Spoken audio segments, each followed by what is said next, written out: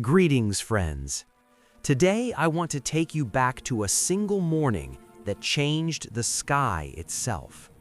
A morning when the Earth was struck by something so powerful that forests were flattened, animals burned. Still argue about what actually happened. This is the Tunguska Event. On the morning of June 30th, 1908, at around 7:17 a.m., something exploded above a remote region of Siberia near the Tunguska River in Russia. There were no cities here, no factories, no weapons, just endless forests and silence. Then the sky lit up. Eyewitnesses described a blinding blue-white light moving rapidly across the sky, brighter than the sun itself. Seconds later, the explosion came. A shockwave so powerful that it knocked people off their feet hundreds of kilometers away. Windows shattered across villages, horses collapsed, trees snapped like matchsticks. The sound was heard over 1,000 kilometers away. People thought the world was ending. One witness, a farmer named Semyon Semenov, later described what he saw. "I suddenly saw that the sky split in two, and fire appeared high above the forest. There was a loud bang, and I was thrown several meters away. It felt like my shirt was on fire." Another witness said the heat was so intense that it burned his face, even from miles away. Moments later, a massive blast flattened more than 80 million trees over an area of 2,000 square kilometers. That's an area larger than some major cities. The explosion released energy equivalent to 10 to 15 megatons of TNT. That is over 1,000 times more powerful than the atomic bomb dropped on Hiroshima.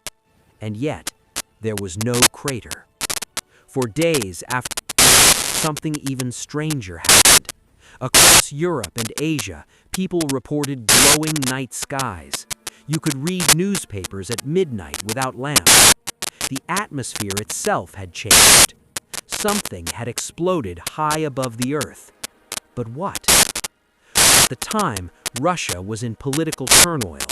The event occurred in one of the most remote places on Earth. No scientists were sent immediately. In fact, it took nearly 20 years before the first serious expedition reached the site. When they arrived, they were stunned. The trees were not burned like after a forest fire.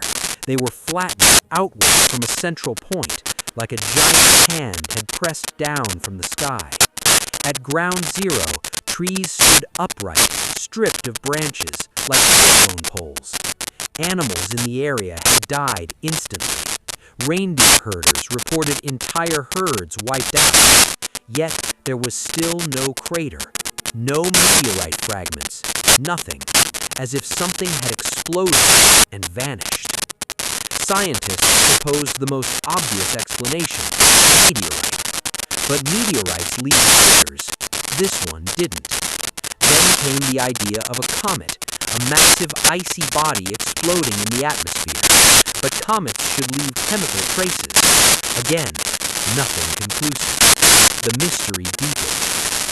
Over the decades, theories grew more extreme. Some scientists suggested a massive airburst, where an object explodes before hitting the ground, similar to the Chelyabinsk meteor in 2013, but vastly more powerful. Others weren't convinced. They pointed out strange details. Magnetic disturbances recorded across Europe, trees showing abnormal growth patterns for decades afterward, reports of radiation-like effects, long before nuclear weapons existed. And then, the more unsettling ideas emerged. One theory suggested that Tunguska was caused by experimental technology, a failed energy weapon. Another proposed that it was a natural nuclear explosion triggered deep within the Earth. Some even suggested antimatter, matter colliding with antimatter, releasing pure energy.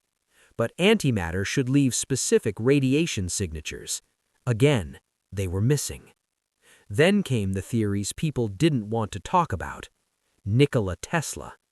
Some claimed Tesla had been experimenting with wireless energy transmission from his tower in New York. They believed he may have accidentally triggered the explosion while attempting to send energy across the globe. Tesla himself made cryptic statements about creating energy weapons capable of destroying entire cities. But there is no proof, only coincidence. Then there is the most controversial theory of all, an extraterrestrial event.